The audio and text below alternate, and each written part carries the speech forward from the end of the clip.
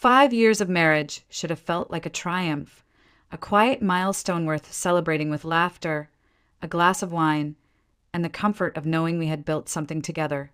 That evening, Eric and I sat across from each other in a cozy cafe tucked away on a rainy Seattle street. The city outside was blurred by mist and drizzle, neon lights reflecting in puddles that trembled each time a car passed. Inside, the cafe glowed warm, the air scented with coffee and pastries. It should have been romantic. It should have been ours. And then she spoke. Across the table, her red lips curved into a smile that made my stomach twist.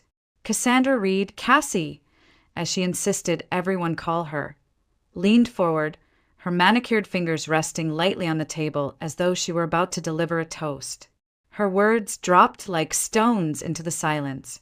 I want you to give me your husband. For a moment, I thought I had misheard. The cafe's hum dimmed around me, the clinking cups and low conversations fading until there was only her voice echoing in my head. My pulse throbbed in my ears. Surely Eric would laugh, dismiss it as the cruel joke it was, maybe even be outraged. Surely he would say something, anything, but he didn't. Eric just sat there, eyes on me, calm and unreadable, as if the outrageous request were nothing more than someone asking to borrow a pen. His silence cut deeper than any words could have.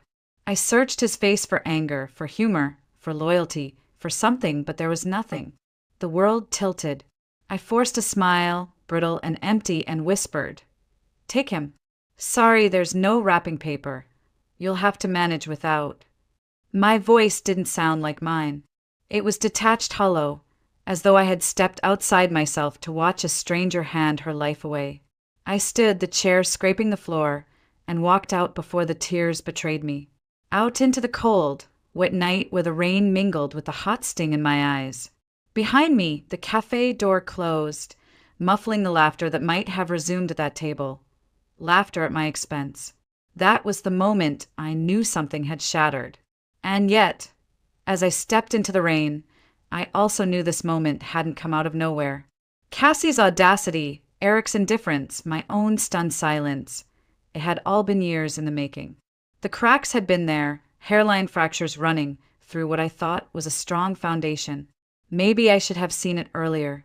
Maybe I should have recognized the warning signs. But love has a way of painting over cracks, convincing you that the house you live in is unbreakable, until one day it isn't.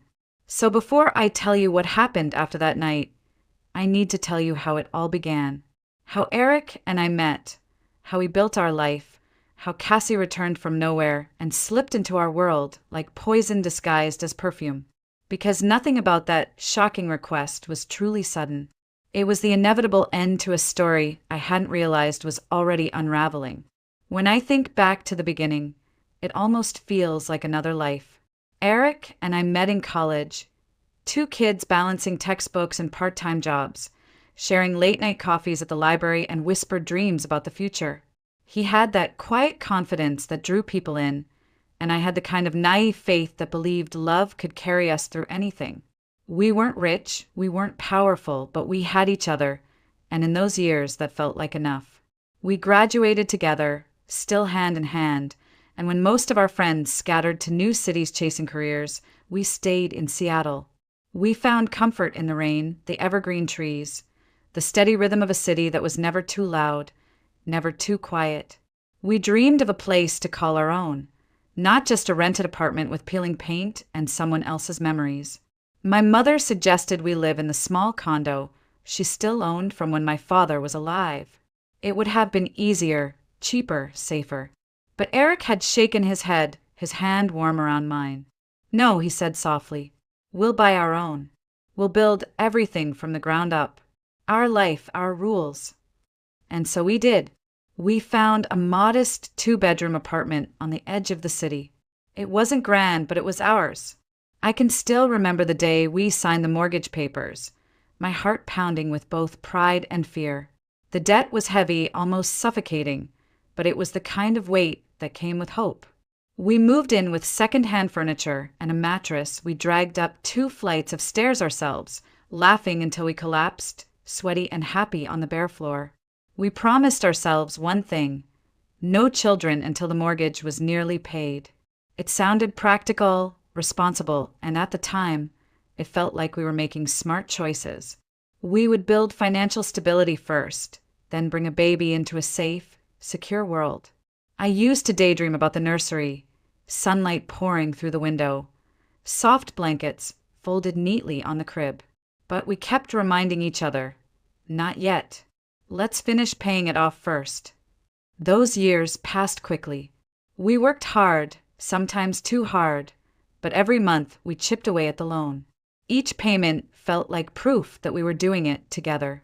5 years into our marriage, the apartment was nearly ours. We would talk about it in bed at night, how close we were to freedom, how soon we could start a family. I'd rest my head on Eric's chest, listening to the steady beat of his heart, and think there was no safer place in the world. Looking back now, I realize how fragile that peace truly was. At the time, though, life felt solid. I would come home after work to the smell of Eric's cooking, or sometimes he'd come home to me trying out a new recipe, the two of us laughing at my clumsy mistakes. On weekends, we'd walk hand in hand through Pike Place Market, picking out fresh flowers or sipping coffee by the water. It was ordinary, but it was ours. We thought we had laid down strong foundations. We thought love, hard work, and shared dreams would keep the storms away. For 5 years, it seemed to be working. The apartment stood as our monument, a reminder that we had built something from nothing, that together we could overcome anything. But monuments can crack, even the ones you think will last forever. And ours had already begun to crumble, even if I couldn't see it yet. It happened on a gray afternoon, the kind Seattle is famous for. I had stopped by a small boutique downtown to pick up a gift for my mother's birthday when I heard a voice behind me, sharp and confident, the kind that makes people turn their heads. "Autumn Morgan? Is that really you?" I turned, and there she was, Cassandra Reed. Cassie. We had gone to high school together, though back then she had been just another girl in our graduating class. Now, she looked transformed. Her hair was sleek, her makeup flawless, her clothes expensive enough to make the sales associate rush over with a smile. She carried herself with the kind of ease that only comes from money and attention. "Cassie," I said, trying to hide my surprise. "It's been years." She laughed, tossing her hair back. 3 ex-husbands, 2 trips to Europe, and I'm just getting started. I'm opening a salon, something high-end, not like those cheap chains. You'll have to come by once it's ready. I'll make you look like a new woman."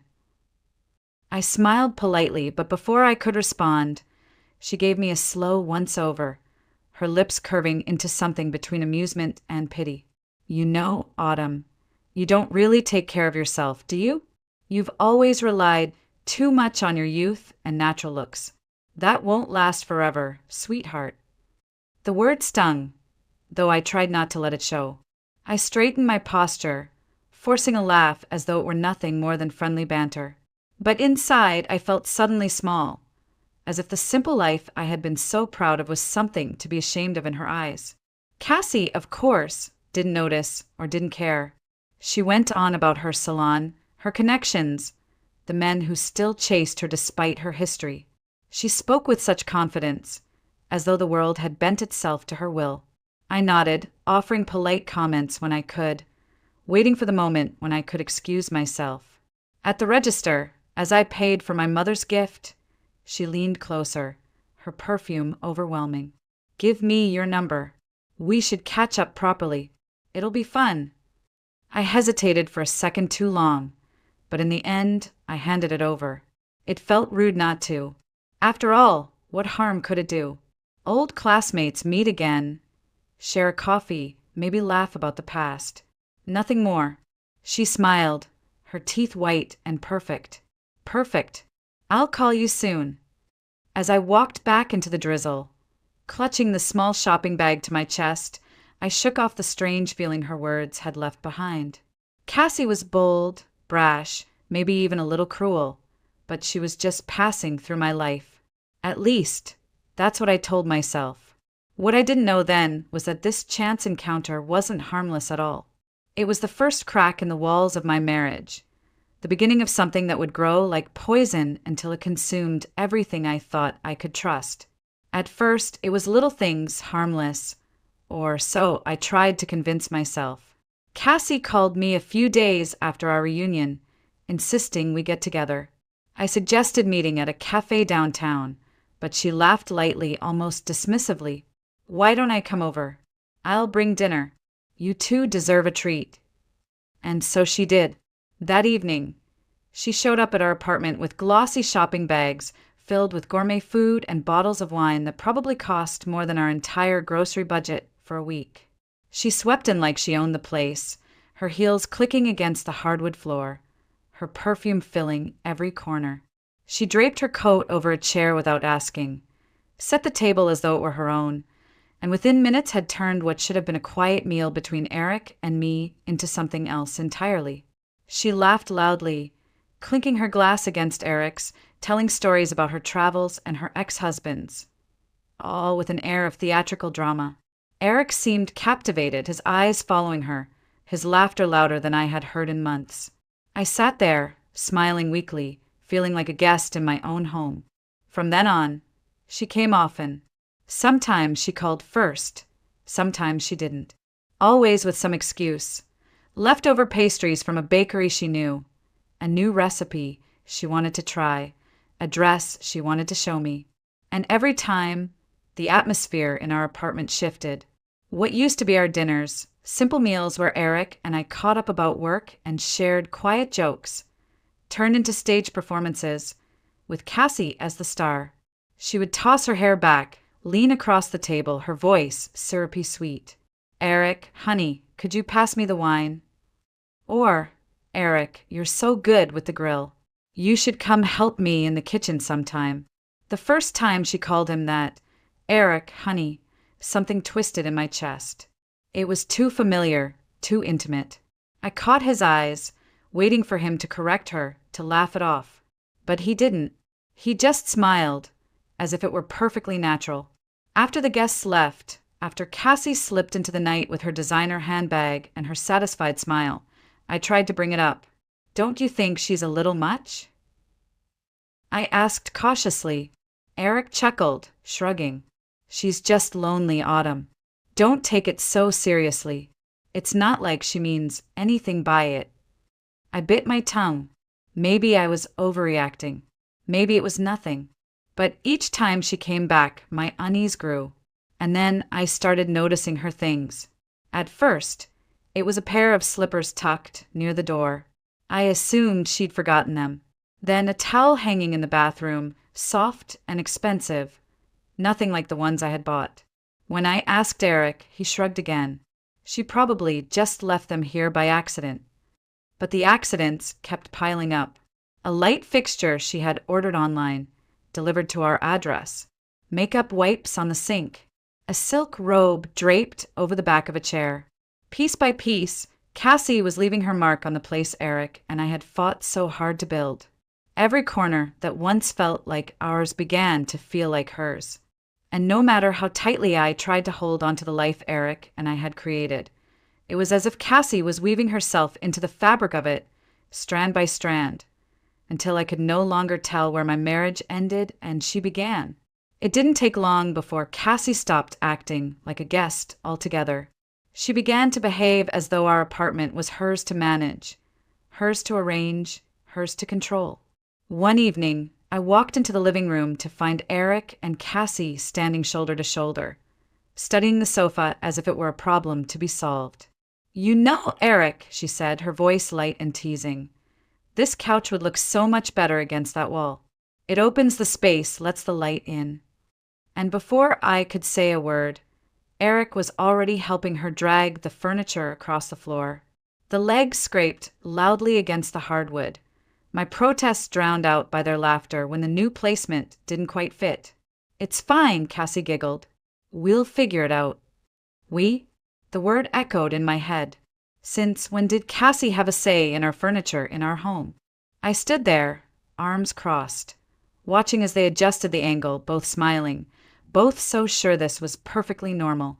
Another week, I came home to find the light fixture in the dining room gone, replaced by something sleeker, brighter. Cassie style, not mine. When I asked about it, Eric shrugged casually. Cassie thought it would bring more warmth to the space. She ordered it. I installed it. She ordered it. My voice rose despite my effort to stay calm. Eric, this is our home, not hers.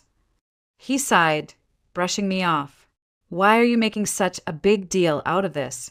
She's just trying to help. Help. That word felt like poison. It didn't stop there. She moved through our kitchen as if she owned it, pulling spices from shelves, directing Eric on how to season meat, laughing when I stood silently in the doorway. She criticized the way I arranged plates, the color of the curtains, even the smell of the candles I lit in the evenings. And somehow, Eric always listened to her, as though her opinion carried more weight than mine. Every time I spoke up, I was met with that same dismissive smile from Eric. You're overthinking this, Autumn. You're jealous. That's all. Jealous. The word cut me in ways I can't even describe. I wasn't jealous. I was being erased. Day by day, Cassie replaced me in my own home, and Eric acted as though my discomfort was nothing more than petty envy. The tension finally broke one night after dinner. Cassie had once again stayed late, her laughter filling the apartment long after I wanted her gone. When she finally left, I turned to Eric, my voice shaking. This has to stop. She's in our home too much. She's crossing boundaries, Eric. We need to set limits. He stared at me, irritation flashing in his eyes. Why are you so dramatic? She's lonely, Autumn. She's been through so much. Why can't you just be kind? Kind.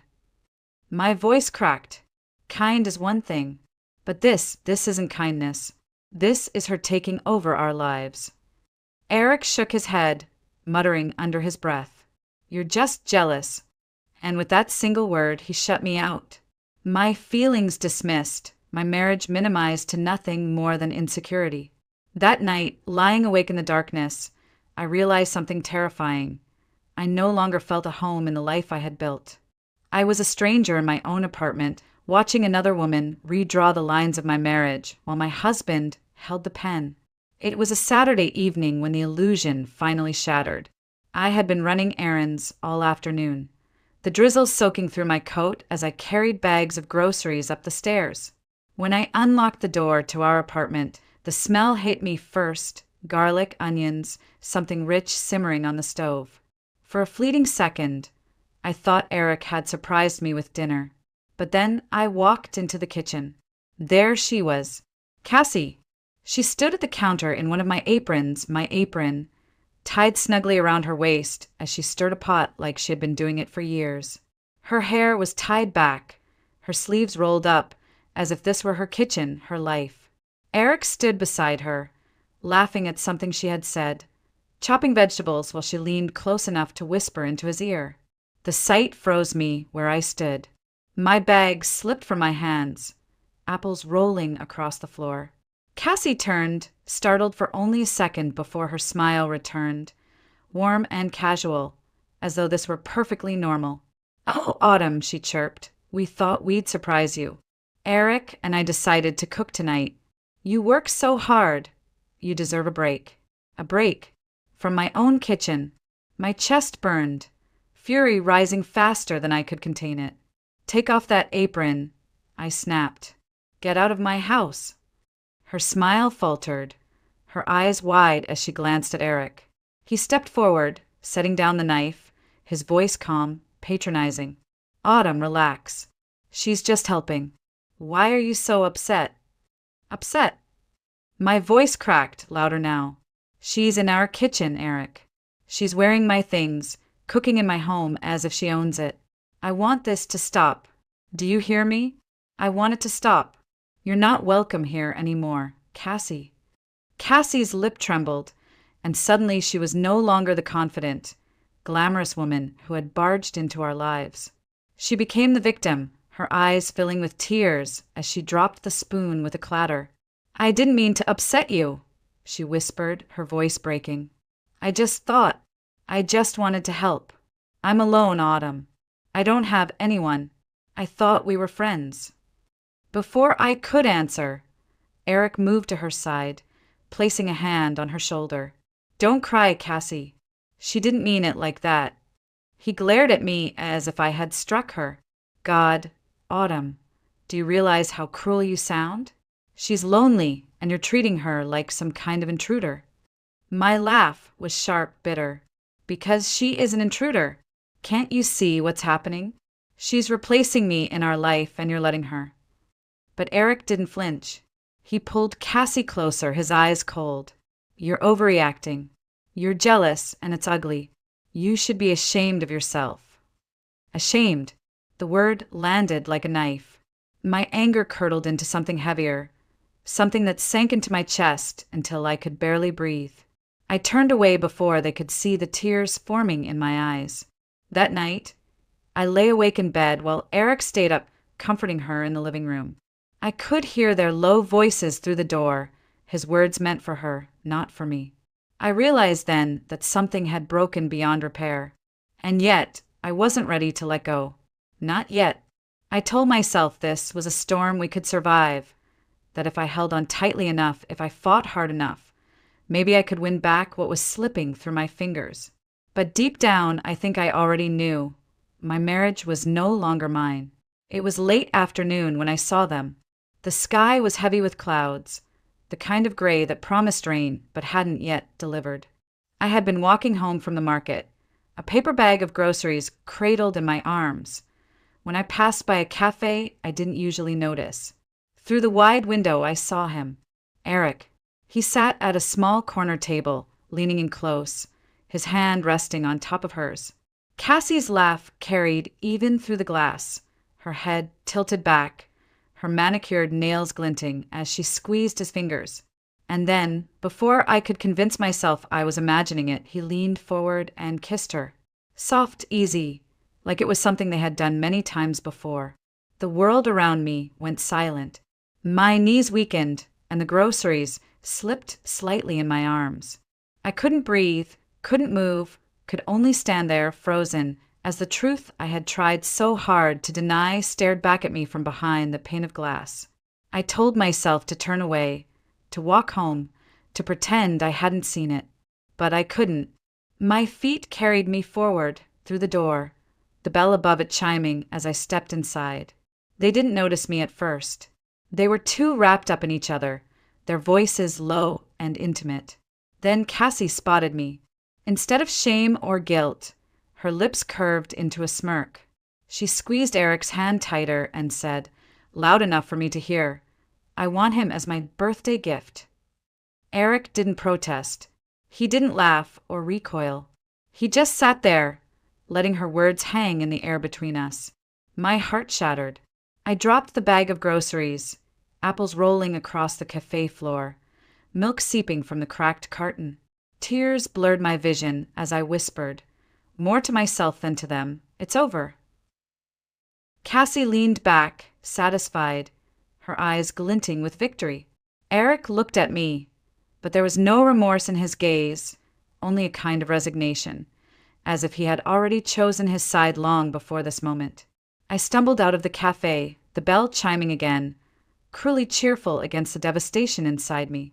The rain finally began to fall, cold drops soaking through my hair, my clothes, mixing with the tears streaming down my face. I walked aimlessly, the city a blur of neon and gray, my body trembling as if it couldn't contain the weight of my grief. On the sidewalk, I stopped, clutching at the brick wall of a building just to stay upright. My chest ached, each breath sharp, ragged. Strangers passed, umbrellas raised, their lives untouched by mine, while mine had just crumbled into pieces at my feet.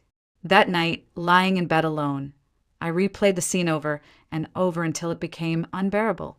The kiss, her words, his silence, each memory another knife twisting deeper. I had fought so hard to hold on to my marriage, convinced myself that if I endured, if I forgave, if I stayed, things might go back to the way they were. But now I knew. My marriage hadn't just cracked. It had collapsed completely, and all that was left was the wreckage. The papers came on a Tuesday morning.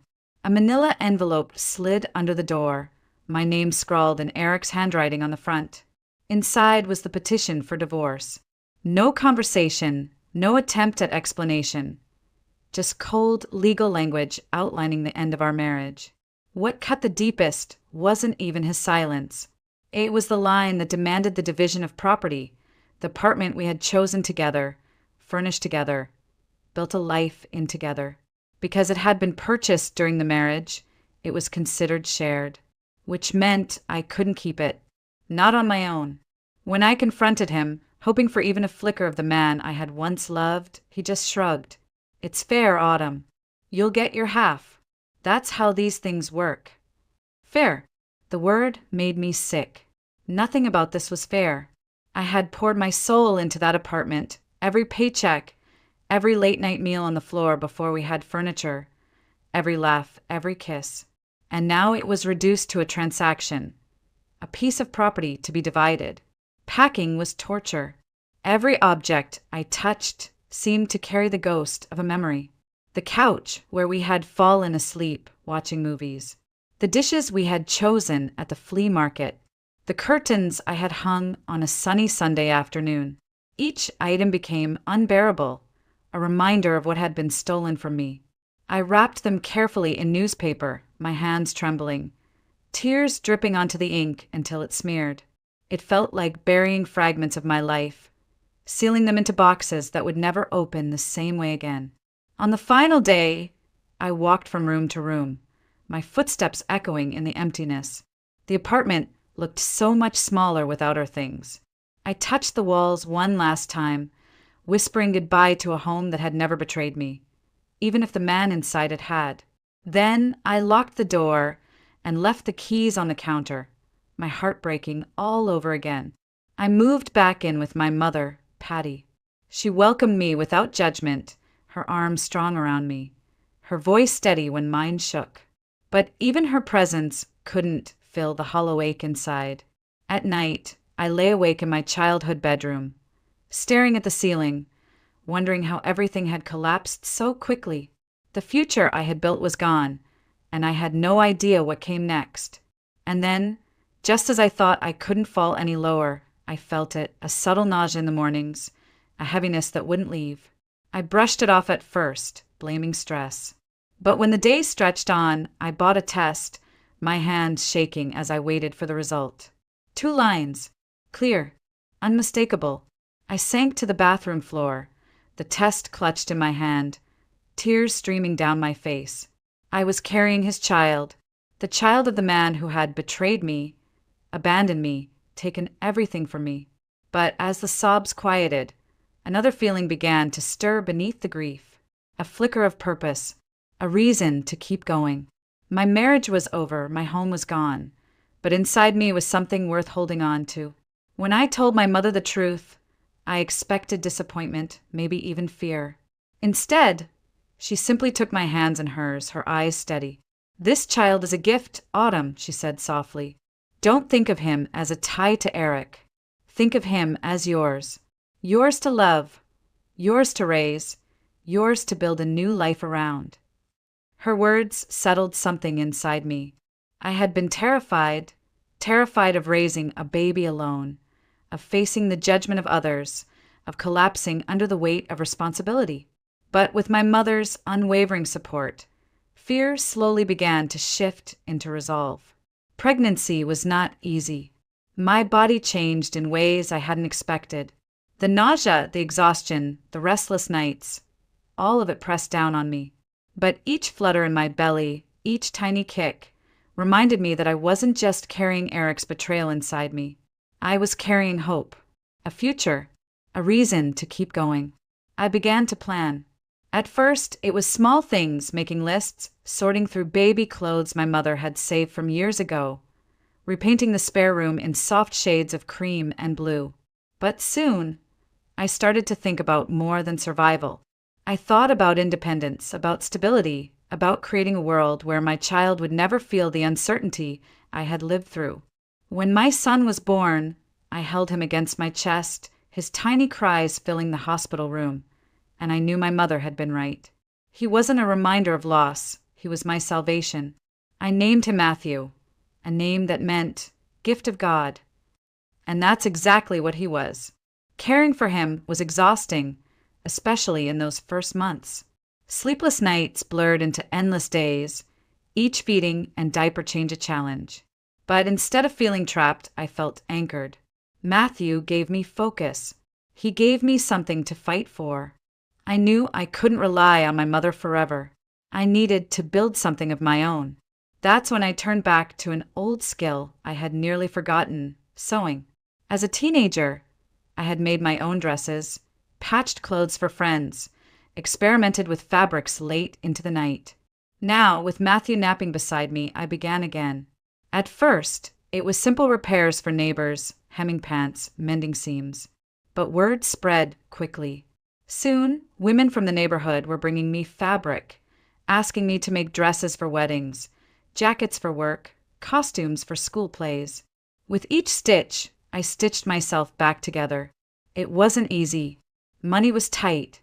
There were days when I wanted to give up, when exhaustion threatened to overwhelm me. But every time I looked at Matthew's sleeping face, I found the strength to keep going. My mother helped when she could, rocking him to sleep while I bent over the sewing machine, but the work was mine. The business was mine. Eventually, I rented a small storefront on a quiet street, painting the walls a soft cream and hanging my first designs in the window. I called it Atelier Autumn. The name felt like a declaration that I had survived, that I was creating something new. The first few months were slow. Some days no one walked in at all. But then a bride came to me in tears, her dress ruined by another tailor, and I saved it in time for her wedding. She told everyone she knew. After that, more clients came, their trust building my reputation one garment at a time. Life began to steady. My heart still carried scars, but they no longer bled. I would walk into the atelier each morning with Matthew in a stroller by my side and feel a quiet pride. We had lost so much, but we were building something stronger in its place. It was the beginning of healing, the start of a life that was truly mine. The first time I met Jonathan Hayes, I thought of him only as another customer. He walked into my atelier on a rainy Thursday afternoon, his suit jacket draped over one arm, the faint smell of rain clinging to him. He was tall, with kind eyes that seemed out of place on his otherwise serious face. I need a suit altered, he said, his voice steady but polite. I've got an important event coming up, and nothing off the rack ever seems to fit me right. I nodded, motioning him toward the fitting room. At that point, clients were clients. I didn't look at men and see possibilities anymore. I had stopped believing in them the day Eric signed the divorce papers. But Jonathan came back. Not just once, but again and again. At first, it was excuses, another jacket, another pair of pants. Then, he started stopping by just to ask how business was going. Sometimes he bought Matthew a cookie from the bakery across the street, presenting it with an awkward smile that made my heart soften despite myself.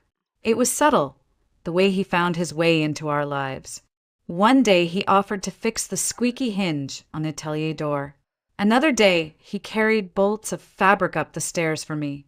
When Matthew was fussy, Jonathan knelt down, making silly faces until the baby's cries turned into laughter. I had grown cautious, wary of letting anyone in. But with Jonathan, it didn't feel like a performance. He wasn't trying to sweep me off my feet. He was simply there, steady, patient, reliable. And little by little, I found myself looking forward to the sound of the bell above the atelier door when he walked in. Months passed. Seasons shifted. Seattle's rain gave way to brief flashes of summer sun, then back again. And somewhere in that rhythm, I realized I trusted him.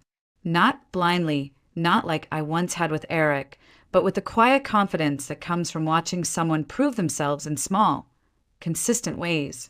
When Jonathan asked me out for the first time, I almost said no. Fear still clung to me, the memory of betrayal never fully gone. But he smiled gently and said, "It doesn't have to mean anything more than dinner, Autumn. Just dinner." and I agreed. Dinner turned into long walks. Walks turned into weekends spent together. Matthew adored him, clinging to his hand, calling his name. Seeing them together lit something inside me I hadn't felt in years. A sense of home, not tied to walls or mortgages, but to people. 2 years after that first alteration, Jonathan proposed. It wasn't a grand gesture. No flash, no audience. Just the three of us in the atelier late at night. Matthew asleep in the stroller, Jonathan holding out a simple ring. I don't just want to love you, Autumn. I want to build with you. I want to raise him with you. Let me be part of your family.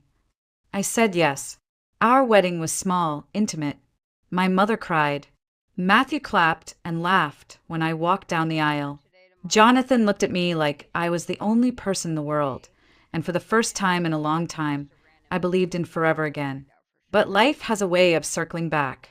One afternoon, years later, Eric appeared at the atelier. His hair was grayer, his eyes tired, but the arrogance was still there. He stared at Matthew, now a bright, lively little boy with Jonathan's mannerisms, and something shifted in his face. Recognition. He's mine, Eric whispered, almost in awe. He's my son. I stood tall, my hand steady, even as old pain threatened to resurface. Jonathan was by my side, calm and silent, a pillar of strength. I looked Eric in the eye and spoke the truth I had carried for years. He already has a real father. Eric flinched, as if struck. He opened his mouth, then closed it again, words failing him for the first time in his life. He left without another word, the door swinging shut behind him. I turned back to Jonathan, to Matthew, to the life we had built together. My past no longer had the power to define me. The betrayal, the heartbreak, the collapse, they were chapters in my story, but they weren't the ending. The ending was this: a family born not of perfection, but of resilience. A love forged not from illusions, but from truth. A future built not on borrowed dreams, but on the strength I had found in myself. For the first time, I felt free.